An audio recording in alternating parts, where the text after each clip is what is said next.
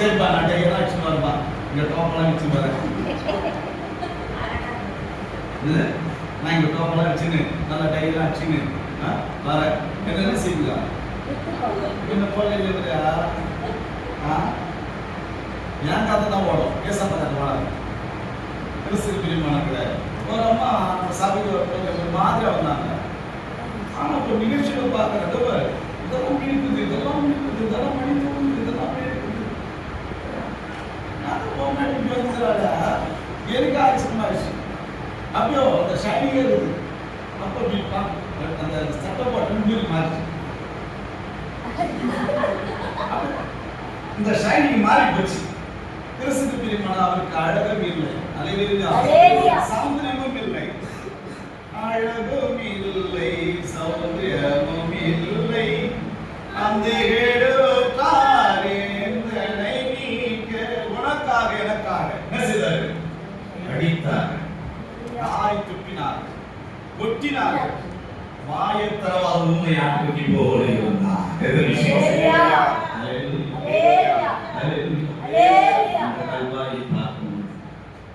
எத்தனை வேதனை எத்தனை கண்ணி எத்தனை விசுவாசம் சின்னதுல ஒரு படம் போடுவாங்க இயேசு கிறிஸ்துடைய சிலுவையின் படத்தை போடுவாங்க இன்னும் ஒரு ஐயா எத்தனை போட்டோம் ஐயா எத்தனை போட்டதில்லை அவங்க நான் கணக்கு பண்ணுறேன் நானும் சொல்லுவேன் அல்லேலூயா ஊழியக்காரங்க வந்து நான் கணக்கு பண்ணோம் அவங்களை அல்லேலூயா சொல்லுவேன் ஏதோ 10 ரூபாய் கொடுத்தா அவங்க ஒரு பிச்சு இருப்பீங்க வராங்க அங்கே சில பேர் அடிச்சுட்டு வராங்க அவங்களுக்கு எல்லாம் சாப்பாடு கொடுக்கணும் அவங்களுக்கு போகும்போது வண்டியில் அது பிச்சு இருப்பீங்க வராங்க வேண்டிய பணத்தை தரணும் அது சொல்லணும் அல்லேலூயா சொல்லுவேன் பணம் கூட நம்மளே சொந்தமாக பிக்சரை வாங்கி வச்சிடலாம் அவங்க சொல்லுவேன் ஆனால் நம்ம கண்டு விசுவாசத்தை நானாக விசுவாசத்தை பார்க்கலாம் பைபிள் கிறிஸ்து பிரியமானவர்களே அந்த படத்தை பார்க்கும்போது நான்லாம் அழுந்துச்சு நிறைய சொல்லுவோம் என்ன செய்வாங்க அடிப்பாங்க சிறுக்கு அந்த சிறப்பு அடிப்பாங்க அந்த வீட்டில் குத்தி தருவாங்க அப்படியே சிறு சொன்னது அப்படி கீழே விடுவாங்க அப்படியே ரத்தம் ஊற்றும் உடனா ரத்தம் ஊற்றும் உடனா ரத்தம் ஊற்றும்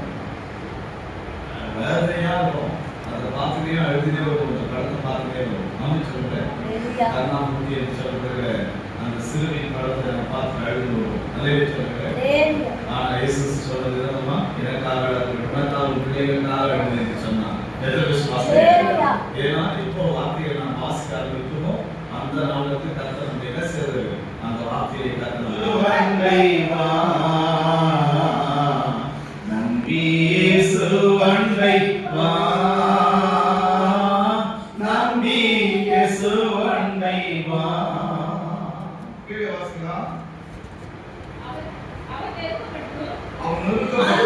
பிரயோஜனமாய் இருக்கும் என்று நான் விசுவாசிக்கிறேன்.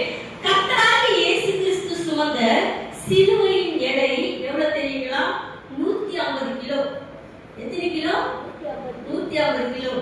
சாதாரண மனுஷனால மினிமம் 25-30 கிலோ தான் சுமக்க முடியும். ஆனா உனக்காக எனக்காக ஆண்டவர் சுமந்த சிலுவையின் எடை எவ்வளவு தெரியுங்களா? 150 கிலோ. 150 கிலோ மாத்திரமல்ல, அது உயரம் இருக்குது பாருங்க. அந்த உயரமே 15 அடி உயரம். அகலம் வந்து 8 அடி. அகலம் எத்தனை அடி? 8 அடி அகலம், 15 அடி உயரம், 150 கிலோ சிலுவையின் வெயிட். அத்தனை வெயிட் யாருக்காக சுமந்தாரு? உன்னுடைய பாவங்களை எசேயா தீர்க்கதரிசி மூலமாய் உரைக்கப்பட்டது போல மெய்யாகவே அவர் நமது பாடுகளை ஏற்றுக்கொண்டு துக்கங்களை சுமந்தார்.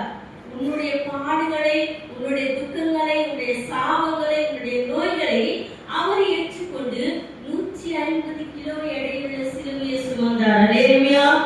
பாருங்க, அவர் வந்து பாடு அனுபவித்த நேரம் 3.5 மணி நேரம் அந்த சிலுவையை சுமந்து கொண்டு கல்லு முள்ளு எல்லாத்தையும் நடந்தார். 3.5 மணி நேரம்.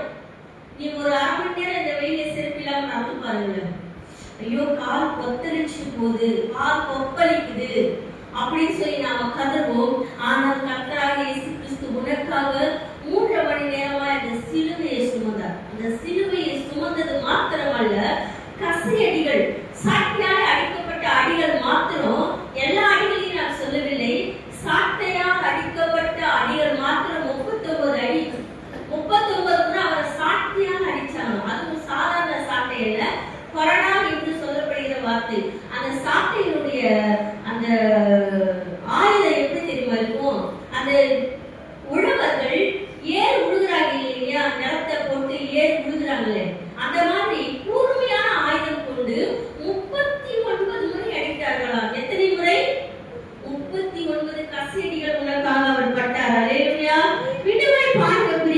பிரியமானவர்களே, அவர் வந்து எத்தனை ஆயுதங்களை கொண்டு தாக்கப்பட்டார்னா 12 விதமான ஆயுதத்தை விட்டு அவர்களை தாக்கினார்கள். எத்தனை விதமான ஆயுதம்? கசையடி, அப்புறம் வந்து கல்லு, முள்ளு, அப்புறம் வந்து ஈட்டி, கோல் என்று சொல்லப்படுகிற 12 விதமான ஆயுதத்தை வைத்து தாக்கினார்கள். உண்மையாகவே எத்தனை பாடுகள் தெரியுமா? உனக்காக எனக்காக அவர் சுமந்த பாடுகள் அநேகமாயிரமாய் இருக்கிறது. 12 விதமான ஆயுதங்களால் தாக்கப்பட்டார். அது மாத்திரமல்ல, 486 அவருடைய சதை பிளப்பு ஏற்பட்டது. 486 காயங்கள் அவருடைய சரீரத்தில் இருந்ததா.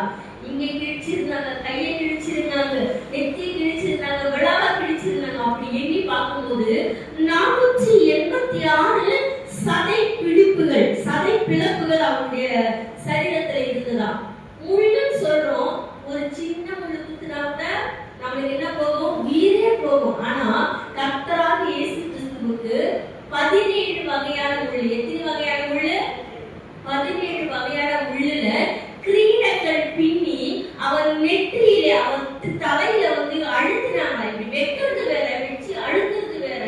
அழுத்தின உடனே ஒவ்வொரு முள்ளும் 3 அடி அங்குலம். இது 1 அடி, இது 2 அடி, இது 3 அடி, 3 அடி அங்குலம். பாருங்க, அவர் மூளையில குத்திட்டு கண் வழியா ரத்தம் வழிந்துதான். ஹல்லேலூயா.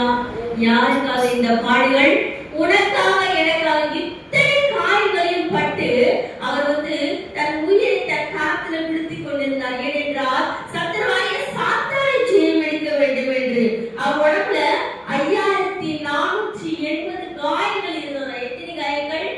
5480 காயங்கள். அந்த முதுகுல மாத்திரம் 540 காயங்கள் இருந்ததா. முதுகுல மாத்திரமே சாட்டையடி, கசையடி அப்படின்னு சொல்லிட்டு 540 காயங்கள் இருந்தாரு. நமக்கு வந்து இன்னைக்கு நம்ம சொகுசா தண்ணீர் கேன் தண்ணி கொடுக்கிறோம். ஆனா அவர் தண்ணீருக்காக 17.5 மணி நேரம் காத்திருந்தார். அடிக்கிறாங்களே கண்டி, ஒரு சொட்டு தண்ணீர் அவருக்கு கொடுக்கல. அவர் சிலுவையை சுமந்தார், கல்லையும் மலையிலையும் சுமந்தார். ஒரு சொட்டு தண்ணீருக்காக அவர் ஏங்கின நாட்கள் உண்டு.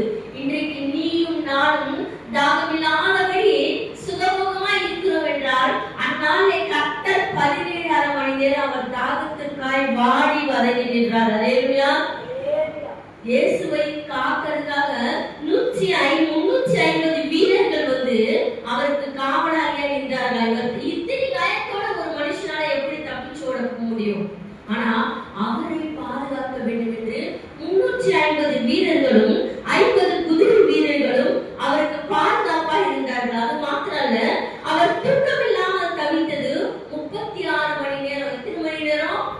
36 மணி நேரம் தூக்கமே இல்லையா. அப்போ நேற்றிலிருந்து அவர் காயப்பட்டிருக்கிறார். நேற்று நைட்டு நாம கால் கழுவி திரும்பி எடுத்தோம் இல்லைங்களா? நேற்று நைட்டில் இருந்து இதோ இன்னைக்கு வரைக்கும், இன்னைக்கு 3 மணிக்கு தான் அவர் சிலுவையில் அடைவாங்க. அப்ப இவ்வளவு நேரம் அவர் என்ன பண்ணாரு? தண்ணியும் இல்ல, தூக்கமும் இல்ல. நமக்கு கொஞ்ச நேரம் தூக்கம் இல்லைன்னா கூட எப்படா நம்ம கையை காலை நீட்டிட்டு படுக்கணும். ஆனா அவர் எத்தனை மணி நேரம்? 36 மணி நேரம் தூக்கமே இல்லாம தவிச்சார். சாதாரணமாகவே ஒரு மனுஷனுடைய உடம்புல வந்து 5 லிட்டர் 6 லிட்டர் தான் ரத்தம் இருக்கும். இதுதான் விஞ்ஞானம் சொல்லுது.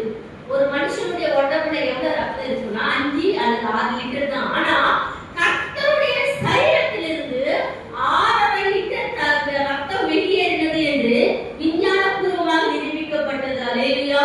இத்தனை பாடுகள், இத்தனை சிலுவை காட்சிகள், இத்தனை காயங்கள், இத்தனை சதை பிடிப்புகள், முள்கிரீடங்கள் யாருக்காக? எனக்காக மாத்திரமே. ஹல்லேலூயா. நம்ம வாசிக்கலாம், நம்மளுக்கு தெரிஞ்சதுதான். இதுக்காக ஒரு ஞாபகத்துக்காக 7 வார்த்தைகளை நான் கடகடன் என்று சொல்லி நான் முடிக்கலாம்னு விரும்புகிறேன். லூக்கா எழுதின சுவிசேஷம் 23ஆம் அதிகாரம் 34வது வசனம். லூக்கா 23:34.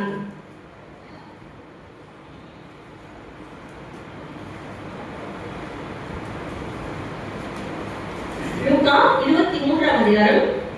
அப்பொழுது இயேசு பிதாவே இவர்களுக்கு மன்னியும், தாங்கள் செய்கிறது இன்னதென்று அறியாமல் இருக்கிறார்கள். ஹல்லேலூயா. அந்த கடைசி தருணத்துல கூட மன்னிக்கிற மனசு ஒண்ணு இருந்துச்சுன்னா அது கர்த்தராகிய இயேசு கிறிஸ்துவுக்கு மாத்திரமே. நம்மள அடிச்சவங்க நம்ம மன்னிப்போமா? நம்மள சாட்சியால அடிச்சவங்க மன்னிப்போமா? நம்மள எட்டி உதைச்சவங்க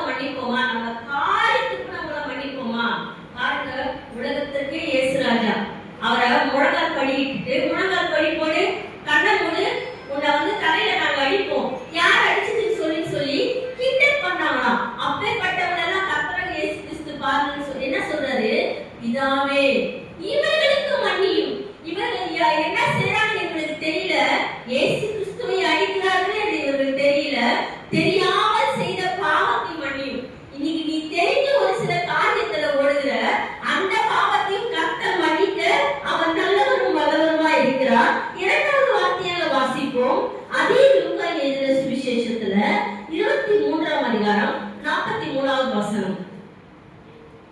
23:43 இரண்டாம் வார்த்தை. கர்த்தராகிய இயேசு கிறிஸ்து சிலுவையில் பேசிய இரண்டாம் வார்த்தை. இயேசு அவனை நோக்கி, இன்றைக்கு நீ என்னுடன் கூட பரதீசில் இருப்பாய் என்று மெய்யாகவே மெய்யாகவே உனக்கு சொல்கிறேன். தான் சிலுவையில் அறையப்பட்டார்.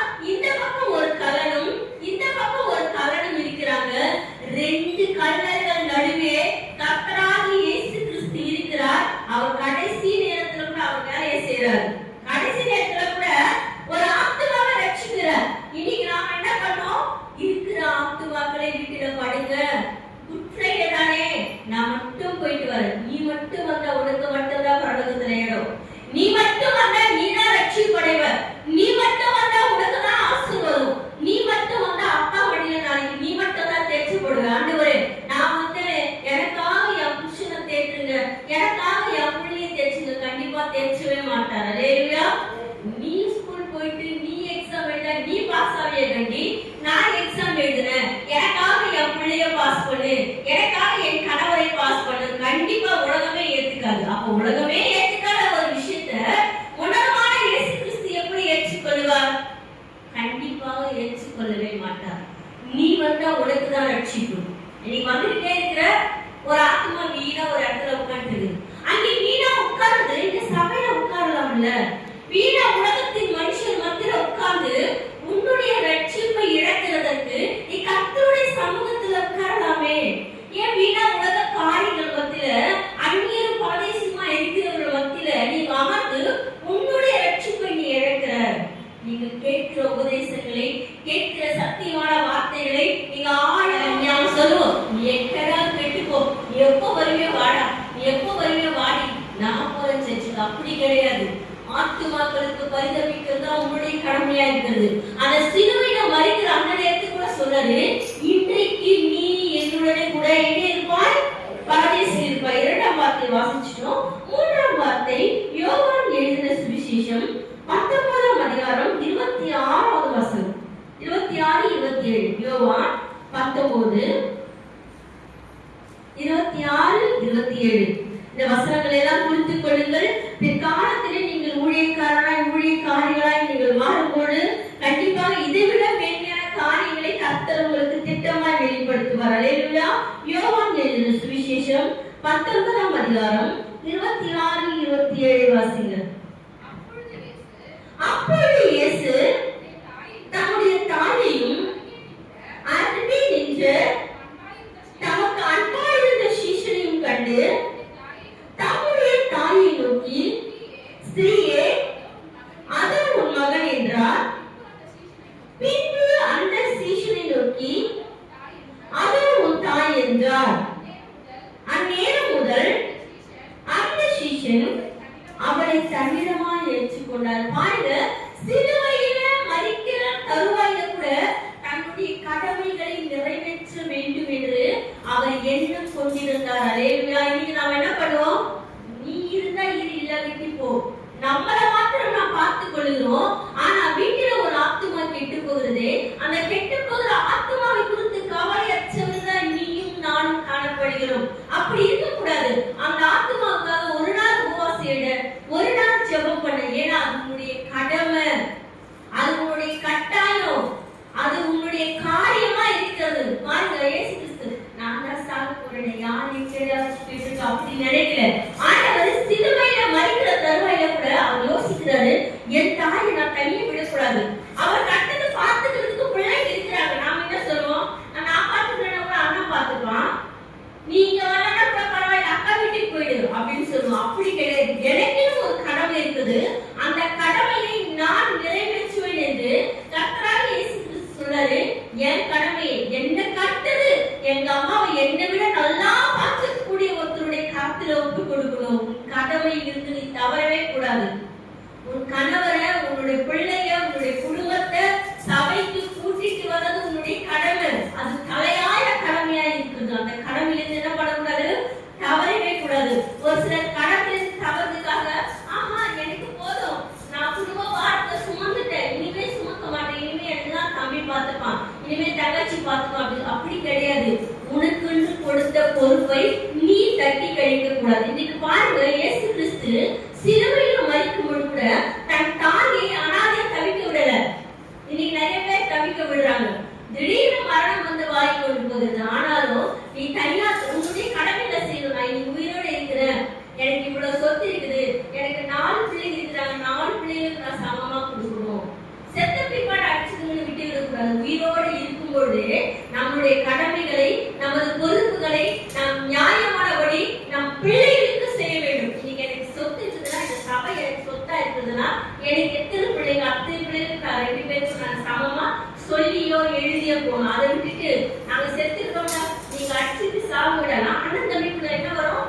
சண்டை வரும், சச்சரவு வரும். நாளைக்கு அவனுக்குள்ள ஒரு ஒற்றுமையும் அன்பும் காணப்படாது. அதனால நீங்க உயிரோடு இருக்கும்போது ஏதாவது கடமையை செய்ய விரும்புவீர்களானால் உங்களுடைய கடமையை செய்யுங்கள். ஏனென்றால் நாளைக்கு உங்களுடைய தினமாய் இருக்காது, நாளைக்கு நம்முடைய நாளா இருக்காது. ஆகையால கர்த்தராகிய இயேசு கிறிஸ்து சிலுவையிலே மரிக்கும் போது சொல்றாரு, ஸ்திரீயே அதோ உன் மகன். அந்த மகனை பார்த்து சொல்றாரு, மகனே இதோ உன் தாய். உனக்கு உன்னை பெற்ற தாயா இருக்கலாம், இவங்க ஒரு ஆவிக்குரிய தாயா இருப்பாங்க. என்னை கிறிஸ்துவின் வழியில நல்ல நடத்தின தாயா இருந்தாங்க, அவங்க உங்களுக்கும் தாயா இருப்பார்கள் என்று தன் கடமையை அவர் செய்து முடித்தவராய் காணப்படுகிறார். அல்லேலூயா. வாசிக்கலாம் 4ஆம் வார்த்தை, மத்தேயு எழுதின சுவிசேஷம் 27ஆம் அதிகாரம் 46ஆம் வசனம். மத்தேயு 27:46. பக்கம் வந்து 44. 9ஆம் மணி நேரத்தில் இயேசு ஏலி ஏலி லாமா சபக்தானி என்று மிகுந்த சத்தமிட்டு கூப்பிட்டார். அதற்கு, என் தேவனே என் தேவனே ஏன் என்னை கைவிட்டீர் என்று அர்த்தமாம். எல்லாமே இல்ல அடங்கி போகுது. தன்னுடைய வியர்வை, ரத்தம், தண்ணீர் எல்லாமே போயிடுச்சு. கடைசி நிமிஷத்துல சொல்றாரு, என் தேவனே என் தேவனே ஏன் என்னை கைவிட்டீர். இன்னைக்கு நம்ம வாழ்க்கையில பாடுகளே கிடையாது, கஷ்டங்களே கிடையாது. ஆனா அடிக்கடி சொல்லுவோம், ஏதா இயேசப்பா என்னை கைவிட்டுறாரோ, ஏதா இன்னும் என் புருஷன் கூட பேசாம இருக்கிறாரோ, ஏதா இன்னும் என் பிள்ளை கூட பேசாம இருக்கிறாரோ அப்படின்னு சொல்லிட்டு நாம் சலித்து கொண்டு பேசுகிறோம். ஆனா கர்த்தர் பாருங்க, கடைசி நிமிஷத்துல சொல்றாரு, என் தேவனே ஏனப்பா என்னை கைவிட்டீர். அது அங்கலாய்ப்பின் வார்த்தை, அங்கலாய்க்கிறாரு. நான் போயிட்டா எனக்கு அடுத்தது இந்த மக்களை யார் காப்பாத்துவாங்க? பிசாசானவன் பிள்ளைகள் மேல மூர்த்த வீரி கொண்டவனா இருக்கிறானே சொல்லுவாங்க. இவங்க போனா இவங்களை நம்ம காலி பண்ணலாம். இப்போ நான் இருக்கிறேன், நாளைக்கு எனக்கு மரணம் வருதுன்னா இன்னைக்கு என் பிள்ளைகளை நான் விட்டு போறேன்னா என் மனசு அங்கலாய்க்குமா? அங்கலாய்க்காதா? அங்கலாய்க்கும். 2 பிள்ளைகளை விட்டு போகிறதற்கு என் மனம் அங்கலாய்க்கிறது என்றால், அநேக பிள்ளைகளை இந்த தேசம் முழுவதும் அவருக்கு சொந்தமா இருக்கிறது. அநேக பிள்ளைகளை விட்டு போகிறதற்கு கர்த்தராகிய இயேசு கிறிஸ்துவின் எவ்வளவாய் துடிச்சிருக்கும் பாருங்களேன். துடித்தது போடு ஒரு அங்கலாய் கூட சொல்கிறார், என் தேவனே ஏனப்பா என்னை கைவிட்டீர். நான் போன பிற்பாடு இந்த பிள்ளைகளை யாரப்பா பார்த்துக் கொள்வாங்க? என் மேல இருக்கிற கோபத்தை எல்லாம் பிசாசனவன் என் பிள்ளைகள் மேலே காட்டி விடுவானே என்று அவர் அங்கலாய்ப்போடு கூட அந்த வார்த்தையை சொல்கிறார். பிரியமானவர்களே, வாசிக்கலாம். 5ஆம் வார்த்தையை வாசிக்கலாம். யோவான் எழுதின சுவிசேஷம் 19ஆம் அதிகாரம் 28ஆம் வசனம். யோவான் 19ஆம் அதிகாரம் 28ஆம் வசனம். அதன் பின்பு எல்லாம் முடிந்தது என்று இயேசு அறிந்து வேத வாக்கியம் நிறைவேறத்தக்கதாக தாகமாய் இருக்கிறேன் என்றார். அல்லேலூயா. தாகம் என்றீர், எனக்காய் ஏங்குகின்றீர். தாகம் என்றீர், எனக்காய் ஏங்குகின்றீர். காயங்கள் சுமந்தீர்,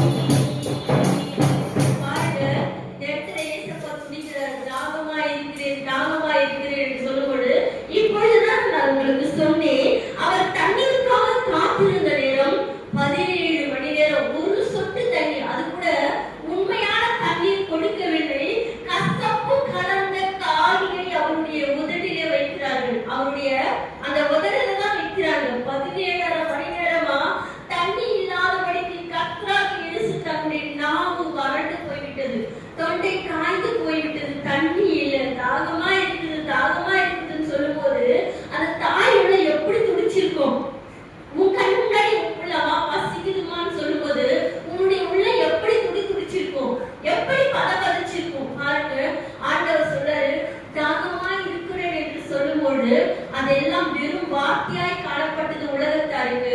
தன் தாய்க்கு தெரியும் என் மகன் துடிக்கிறான், என் மகன் வேதனைப்படுகிறான் என்று. இத்தனை பாடுகளில் கர்த்தர் கல்வாரியிலே உனக்காக சுமந்தவராய் காணப்படுகிறார். அல்லேலூயா. வாசிக்கலாம் 6 வார்த்தை. யோவான் எழுதின சுவிசேஷம் 19ஆம் அதிகாரம் 30ஆம் வசனம். யோவான் 19:30. இயேசு காணியை வாங்கின பின்பு முடிந்தது என்று சொல்லி தலையை சாய்த்து தலையை சாய்த்து முடிஞ்சிருச்சுன்னா அவ்வளவுதான், என் வாழ்க்கை முடிஞ்சிச்சு, நான் செத்து போயிட்டேன். அந்த முடிப்பில்ல, இது வெற்றியின் வார்த்தையாய் காணப்படுகிறது. முடிச்சிட்டேன். அல்லேலூயா. உன் தலைய என் காலின் கீழே போட்டு நான் நசுக்க முடிச்சிட்டேன். அல்லேலூயா.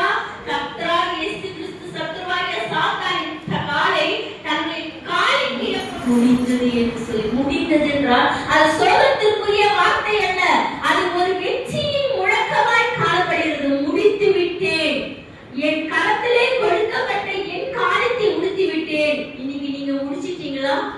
உங்க பொறுப்புகளை முடிச்சிட்டீங்களா? உங்களுடைய காரியங்களை முடிச்சிட்டீங்களா? கர்த்தர் உங்களுக்கு நம்பி கொடுத்த ஆத்துமாக்களை சபைக்கு கொண்டு வந்துட்டீங்களா? உங்கள் வாயிலே வெற்றியின் முழக்கம் இருக்கிறதா? இல்ல தோல்வியுற்ற பிள்ளைகளாய் காணப்படுகிறீர்களா? முடிந்தது என்று ஜெயமாய் அவர் சொல்லுகிறார். அவர் ஜெயமாய் முழங்குகிறார். முடிச்சிட்டேன், உன் கதை முடிஞ்சிடுச்சு. நீ நினைக்கிற என்னை சிலுவையில அரைஞ்சிட்டாங்கன்னு சொல்லிட்டு நான் செத்து உன்னை ஜெயம் கொண்டேன். அல்லேலூயா. 7ஆம் வார்த்தை வாசிக்கலாம். லூக்கா எழுதின சுவிசேஷம் 23ஆம் அதிகாரம் 46ஆம் வசனம். லூக்கா 23:46. இயேசு, பிதாவே, உம்முடைய கைகளில் என் ஆவியை ஒப்புவிக்கிறேன் மகா சத்தமாய் கூப்பிட்டு சொன்னார். இப்படி சொல்லி பிதாவே உம்முடைய கையில் என் ஆவியை ஒப்பு கொடுக்கிறேன் சொல்லிட்டு சத்தமாய் சொல்றாரா.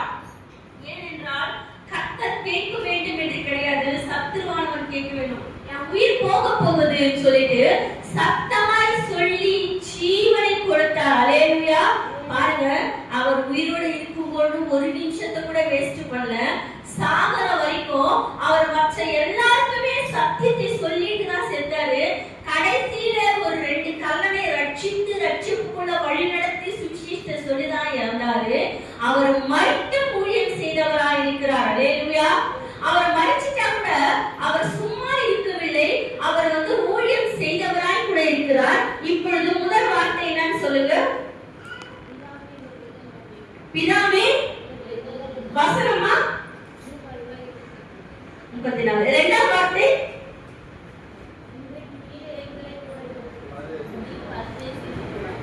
வசனம்.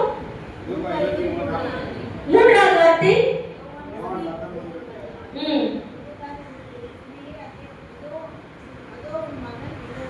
அதோ இதை ஏதோ ஒன்று வசனம் சொல்லுங்க. நாலாவது வார்த்தை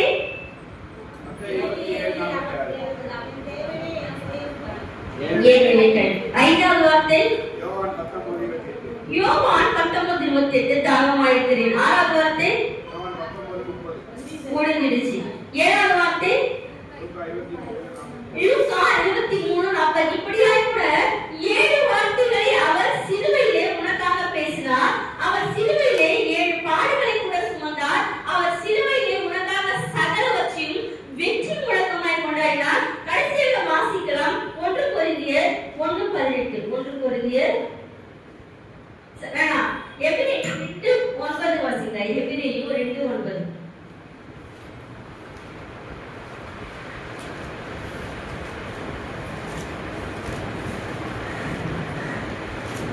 எபிரேயர் 2ஆம் அதிகாரம். அவ்வளவுதான், 10 ஆயிடுச்சு. ஐயாயிட்ட கொடுத்துடலாம். நம்ம என்றாலும் தேவனுடைய கிருபையினால்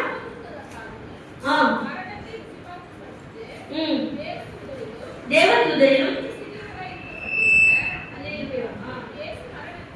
இயேசு மரணத்தை மகிமையினாலும் கனத்தினாலும் பக்கம் 798 எபிரேயர் அதிகாரம் 9ஆம் வசனம் பாருங்க. என்றாலும் தேவனுடைய கிருபையினாலும் ஒவ்வொருவருக்காகவும் மரணத்தை ஒவ்வொருவருக்காக அவர் மரணத்தை ருசி பார்த்தார்.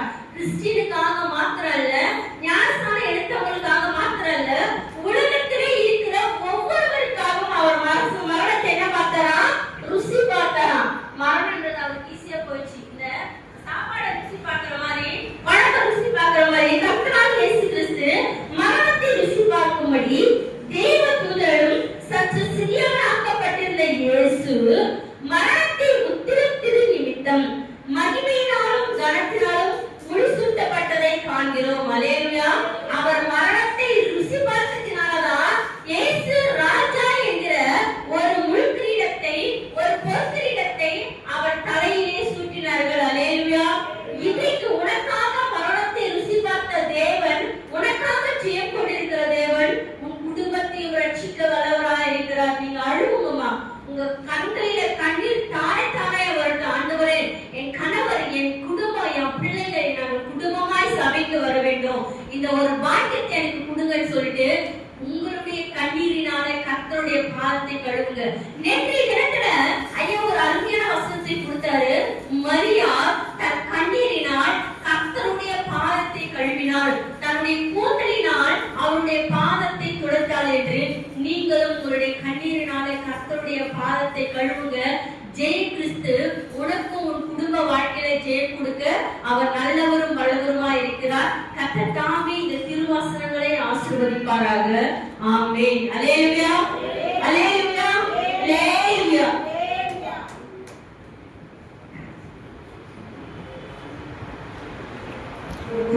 இந்த வார்த்தையை விட்டுவிடாதபடி அந்த வார்த்தை என்ன சொல்கிறது அது மட்டுமல்ல, இந்த நாளில் கூட அந்த வார்த்தையை குறித்து அநேக பேர்களுக்கு சொந்தங்களை வெளியேற்றுவதாக அதை விட்டுவிடாதபடி அந்த வார்த்தையை ஒருவருக்கு பகிர்ந்து கொள்வதை ஏற்படுத்துகிறார்கள். மகிமையானது தொடக்கம் முதல் இறுதி வரை ஆண்டவரை சூழ்நிலைக்காக நன்றி.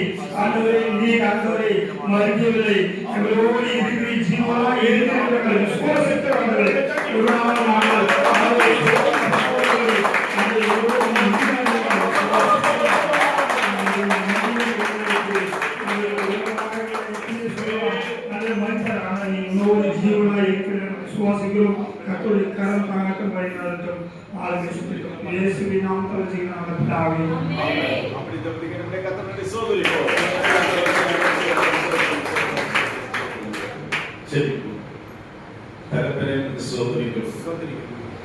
இந்த சிலுவையின் வார்த்தைகளை 7 வார்த்தைகளை எங்களோடு கூட பேசி ஆண்டவருக்கு சோதரிக்கிறதா அதை கேட்டு நாங்கள் விட்டுவிடாதபடி எங்கள் இருதயத்தின் பணியில் எழுதி கொள்வோம்.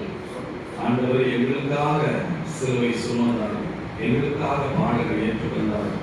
அப்படிப்பட்ட இயேசு கிறிஸ்துவை வருகப்பட்டும் அவர் நாங்கள் பின்தொடர்ந்து கடந்து போவோம் என்று சொல்லி நாங்கள் எடுத்த தீர்மானத்தை ஆண்டவருடைய வருகப்பட்டு நாங்கள் நினைத்திருக்க எங்களுக்கு உதவி செய்கிறார்கள். வந்தவர்களை ஆசிரியர் பல தடவை நோக்கி மாலையை கொண்டு வந்து கலந்து கொடுத்த உதவி செய்கிறார்கள். எல்லா ஆதரவுகளை கற்று பொருட்படுத்த முதலில் கொடுத்த கரங்களை கற்று அவருடைய ஆசீர்வதிக்கிறார். இயேசு கிறிஸ்துவின் நாமத்தில் செய்து கொடுத்த பசங்களுக்காக அவர்களோடு திரும்பி தங்கி இருக்கிறோம். ஆண்டவரே, வீதிகளில் வனாந்தரங்களில் ஆண்டவரே வெளிநடமுறை கேட்ட மக்களை பக்கம் இழுத்து கொள்கிறார்கள். இயேசு கிறிஸ்துவின் நாமத்தில் தாழ்மையோடு வரடுவதில் சொல்லணும்.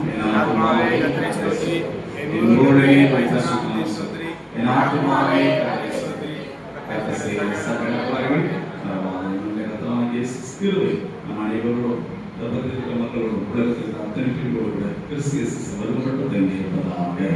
ஆமென். அல்லேலூயா, அல்லேலூயா, அல்லேலூயா.